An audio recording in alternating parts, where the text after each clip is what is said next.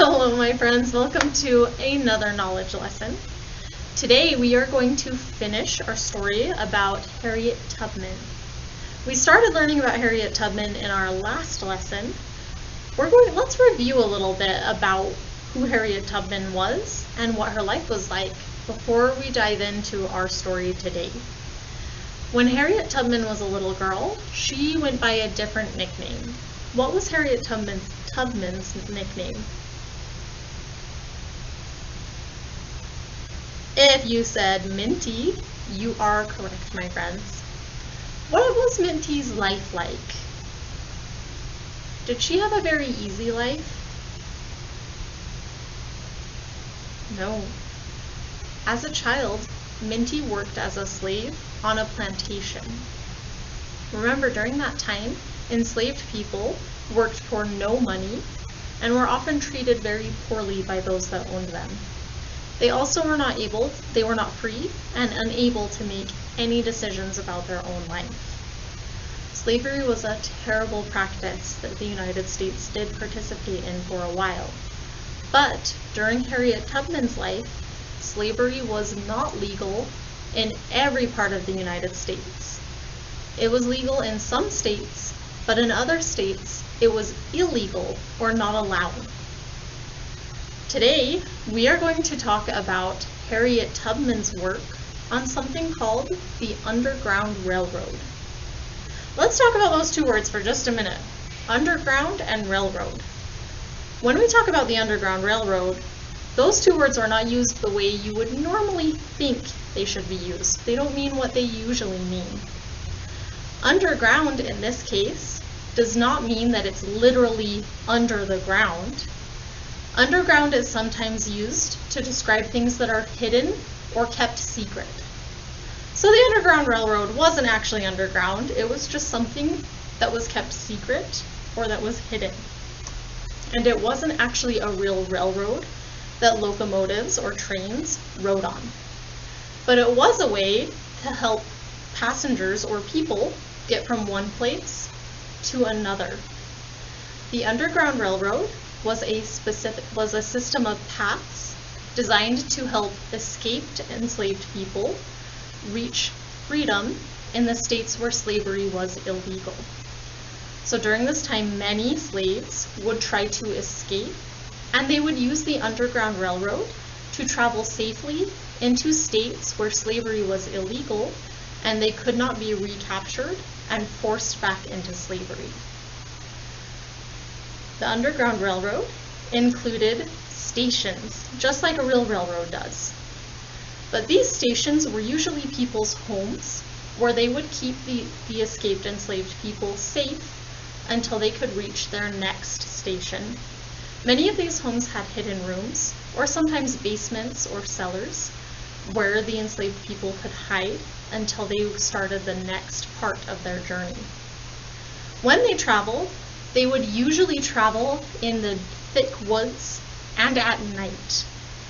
The coverage of the trees helped hide them, and the darkness helped hide them as well, and made it easier for them to escape from slave catchers who were trying to catch them and force them back into slavery. The Underground Railroad also had conductors.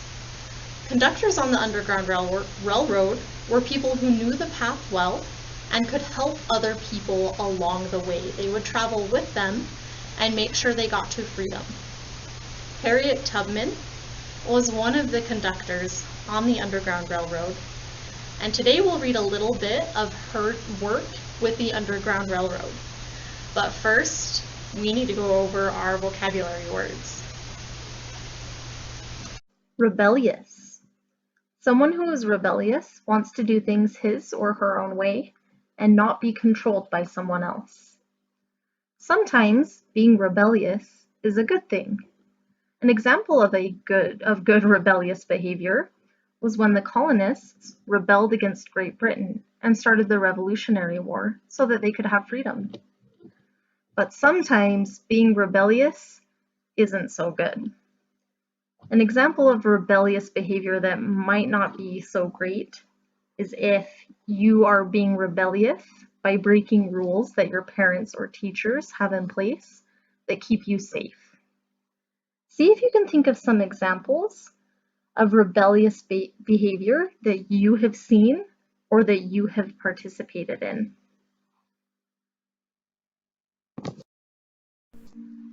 Conductor. A conductor is a person who led or directed enslaved Africans to freedom during the Civil War using the Underground Railroad. Today we are going to learn about Harriet Tubman, who was a famous conductor on the Underground Railroad. Passengers. Passengers were enslaved Africans who traveled to freedom on the Underground Railroad. Contributions. Contributions are money, materials, information, or work given by someone to help others. Gourd. A gourd is a plant with a hard-shelled fruit that is sometimes dried and hollowed out to be used as a tool. The summer air was hot and heavy. There was no breeze to cut the heat, and the shade of scraggly bushes did little to block the blazing sun. Gnats, mosquitoes, and flies swarmed all around, buzzing and biting. Despite the heat and bugs, the runaway slaves, filthy from head to toe, their clothes tattered and shredded by thorns and branches, their bare feet blistered and cut, slept hard, huddled together in the tall grass. As they slept, a woman, a conductor, watched and guarded over them. Remember, a conductor is someone who leads people on the Underground Railroad. Even now, as they slept deeply in the bushes, this woman sat upright and alert, her sharp eyes scanning the forest and her ears listening for signs of danger. She knew the dangers all too well. Slave catchers were always searching for runaway slaves, lurking in the middle of swamps, hunting for runaways miles away from the nearest house, town, or road, hoping to catch groups of runaway slaves. The slave catchers were paid great sums of money if they caught runaway slaves, and this woman knew very well that the slave catchers would never give up. This woman who stood guard over everyone else was Minty, the same Minty who used to sit by the crib, hoping the plantation owner's baby would not cry. But people did not call her Minty anymore. People now called her Harriet Tubman. When she grew up, Harriet Tubman did not serve in the big house. Remember, the big house was where the plantation owners lived. Perhaps this was because the plantation owners sensed that she was a bit rebellious. She always did things her way. So, from the time she was a young woman, she was sent to work in the fields, plowing and digging, cutting hay and tobacco, and chopping wood.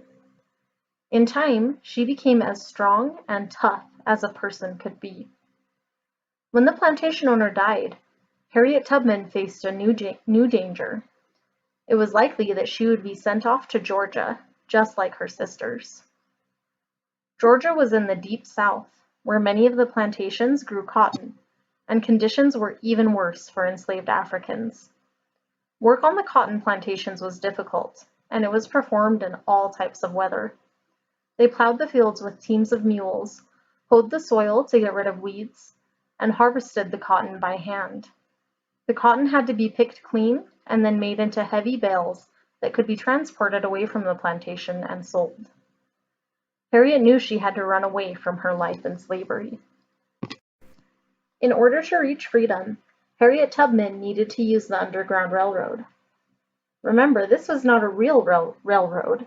It was a system of secret routes and hiding places to help enslaved people escape from slavery in the South to reach freedom in the North. If there had been a real railroad to freedom, then escaping would have been easy for Harriet Tubman and other slaves. They could have hopped aboard any train and ridden away from the punishments, endless work, and sorrows of a harsh life. In certain ways, the Underground Railroad was like a real railroad. Does it look like one? Are there any train tracks? Is anything actually underground in that picture? On a real train, there are passengers, or people who travel from one place to another. Runaway slaves on the Underground Railroad were also known as passengers, and as soon as they ran away from the plantation, they set off on an incredible and difficult journey to freedom. But runaways could not complete this journey without help from a conductor. On a real railroad, a conductor is in charge of the train. On the Underground Railroad, a conductor guided runaway slaves, leading them through secret paths and taking them to safe houses. These safe houses were known as stations, and like real train stations, they were places where passengers could rest before moving on to the next part of their journey. Many different people provided these stations to escaping slaves, people from both the North and the South who knew slavery was wrong, and even some former enslaved Africans who had won their freedom and wanted to help others. Enslaved people won their freedom by escaping to an area where slavery was illegal. Harriet Tubman made it safely to freedom in the North using the Underground Railroad. Enslaved Africans like Harriet were free in northern states like Pennsylvania, where slavery was not allowed. But they weren't entirely safe until they left the United States and entered the land north of the United States. This country to the north of the United States is known today as Canada. This was because the laws allowed slave catchers to enter free states in the north to catch runaway slaves and return them to a life of slavery in the south. So even though they were free in the north, slave catchers could still enter the north and capture them and bring them back to the south. So they had to leave the United States entirely. Harriet did not stay in Pennsylvania for long.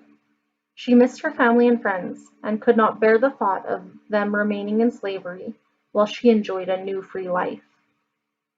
She decided she had important contributions to make to help those who were still enslaved. Remember, contributions could be money, materials, or information given by someone to help others. So Harriet knew that there was something more she could give to these people to help them.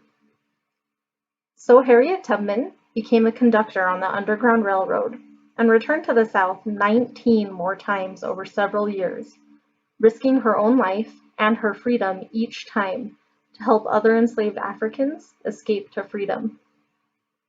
Harriet Tubman soon became one of the bravest and most famous conductors on the Underground Railroad. Her name became well known among the supporters of slavery. So a lot of plantation owners and slave catchers knew about her because she helped a lot of slaves escape from them. Plantation owners put rich rewards out for her capture. Within a few years, they wanted her stopped at all costs, but she kept going back again and again, helping more and more enslaved people escape. Harriet was startled by the distant sound of dogs barking, and she knew that danger was near. "Wake up now! Wake up!" she urged, shaking the men and women. "Gather up these babies. We've got to get a move on." The men and women sprang to their feet with fear and panic. "Don't you worry now," she assured them. "I know a station not too far from here, but we'll have to move fast, and we'll have to stay in the creek to keep those dogs off of the trail." They hustled out of the swamp and splashed up the creek, where dogs would have a hard time following their scent. The dogs would sniff along the ground to pick up the scent or smell of a person. This was more difficult for a dog to do in water. An hour later, soaked in sweat and muddy creek water, they arrived in the front yard of a small farmhouse. The runaway slaves hid in the weeds, while Harriet Tubman slipped through the yard and onto the front porch. She tapped 3 times on the door, waited a moment, and then tapped 2 more times.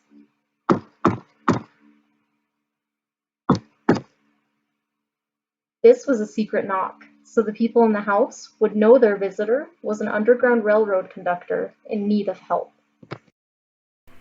A white woman opened the door.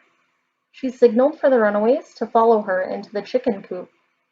There, she lifted a trap door in the floor, revealing a dark hole. "It's not comfortable," she told them, "but nobody will find you here. I have some stew and biscuits inside, and fresh milk.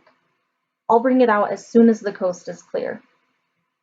Their hearts raced as they waited in their hideout, expecting to hear the slave catcher's dogs barking any minute. But the dogs never came. Running through the creek had thrown the slave catchers off of the trail, and for now, the runaways were safe. They wanted to sleep, but when the sun went down, they had to move on again. There was no time to waste, for nighttime was the only safe time to travel. Outside, Harriet Tubman looked up to the starry sky. She put her arm around one of the children. "See there," she said, pointing upward. "That group of stars up there. It kind of looks like a ladle you might use to scoop water from a bucket. Back where I'm from, we used to call it a drinking gourd. Remember, a gourd is a fruit that has a tough outer shell, and its insides can be scooped out, and then the gourd can be used to scoop up water. Do you see it?" "I think so," the child said. "Now, see the cup of that drinking gourd?" Harriet Tubman asked. "Look at the two stars at the end of the cup, and pretend you can draw a straight line from those two stars straight out into space. If you follow that line straight out, you will find the North Star. It is always there, right in the same spot, and you can always find it if you know how to find the drinking gourd in the sky. Do you know why that star is so important?" "Why?" the child asked. "Because the North Star is always to the north. If we follow the North Star every night and keep it in front of us, then it will guide us to the north to freedom. And heading to the north and to freedom is exactly what they did." In the read aloud today, we heard gnats, mosquitoes, and flies swarmed all around, buzzing and biting. Flies in this sentence means an insect with two wings. Flies can also mean other things, like when something flies through the air like a bird or an airplane. All right, my friends. As always, I have got some questions for you about what we just learned about. My first question is, why do you think that Harriet Tubman decided to fight back rather than accept her life as an enslaved person? What do you think?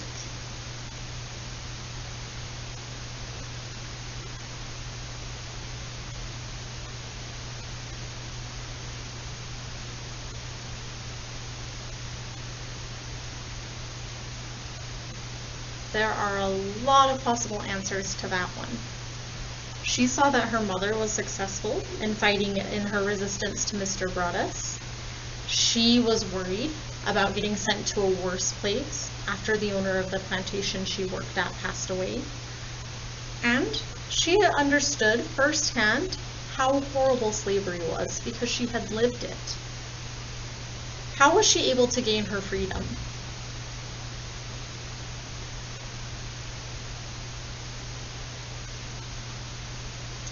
You've got it. She used the Underground Railroad, and she traveled all the way up to Pennsylvania, where slavery was illegal or not allowed.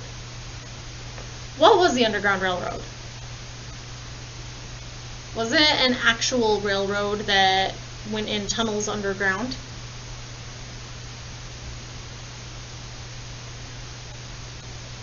No. The Underground Railroad was a secret system of routes and hiding places that led from states in the South, where slavery was legal, to the free states in the North, where slavery was not allowed. Who were the conductors? They were people that were leading other people along those paths. What about the stations? Were they like train stations where trains would pull up and people would get on and off and they would maybe grease the wheels and make sure all of the machinery was working? No. The stations were usually people's homes. They were safe places for runaway slaves to stay and rest along their journey. Was it a real railroad? No, that was just a name given to it. What were Harriet Tubman's contributions to help enslaved people try to escape and win their freedom? How did she help?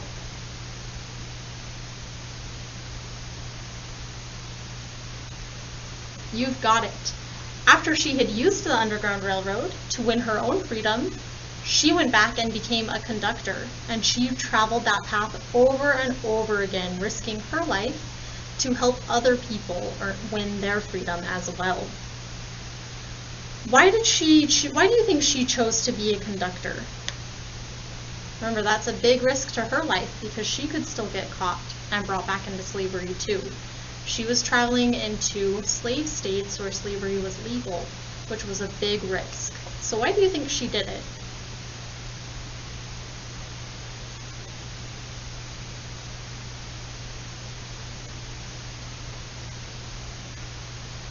Harriet Tubman was a very brave and courageous woman who cared about other people and wanted them to have the freedom that she got to enjoy as well. So she continually went back in order to help others. Turn and talk to whoever is helping you today about this next one. I want to know, what do you think a journey to freedom meant for the runaway slaves?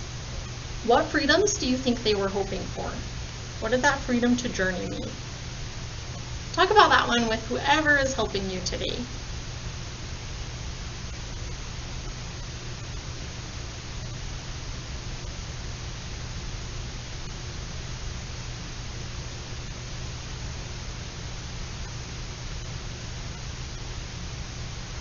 Alright, my friends, we have got one more thing that we're going to do today.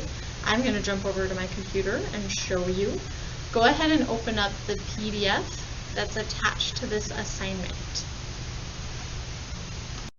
In this picture, we can see two drinking gourds. These have been hollowed out. You can see where they've been hollowed out or scooped out so that they can scoop up water or be filled with water that you can then drink from. Remember, the drinking gourd was important to enslaved Africans because of the song, The Drinking Gourd. The song had a hidden code with instructions for how to get onto the Underground Railroad and escape, but plantation owners didn't know that. So they would use the song, The Drinking Gourd, to guide their way out of slavery and into freedom. Go ahead and open up the PDF that's attached to this assignment if you have not already. The very first page has the lyrics to the song, The Drinking Gourd. Let's zoom out just a little bit. I'm going to play the song, The Drinking Gourd. I want you to follow along on your page. Read along as you listen. Be thinking about how the words could be instructions or how enslaved people might have used it. All right, friends, here we go. When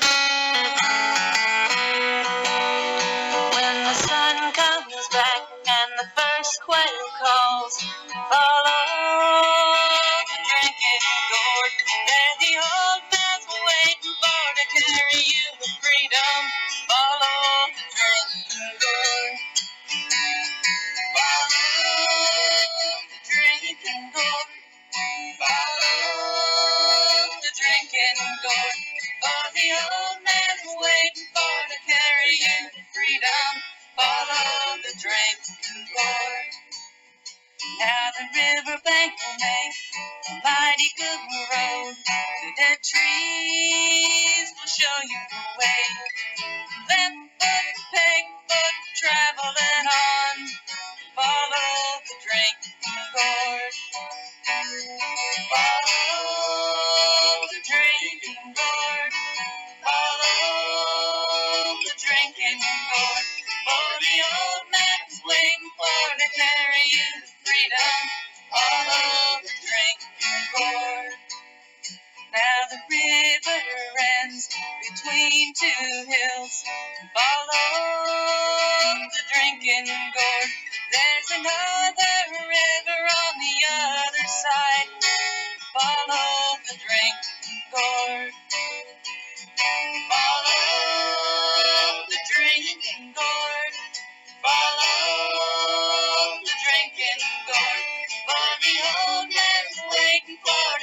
carry you to freedom.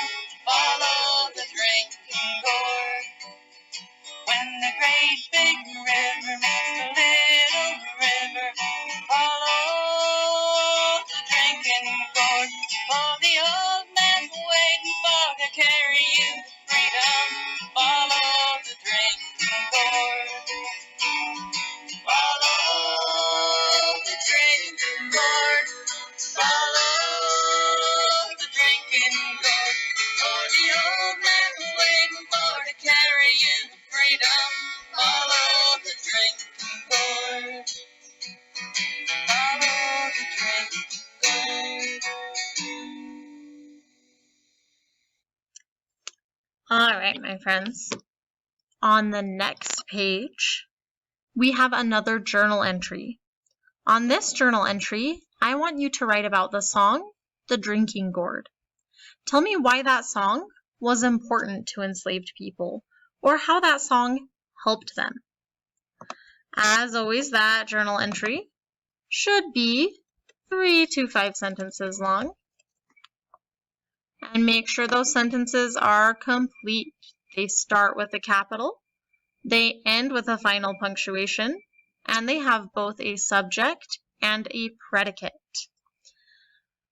When you are done with your 3 to 5 sentences about why this song was important and how it helped enslaved people, then I want you to draw your best picture either of a drinking gourd or of formerly enslaved people on the Underground Railroad on their trip to freedom using the song The Drinking Gourd.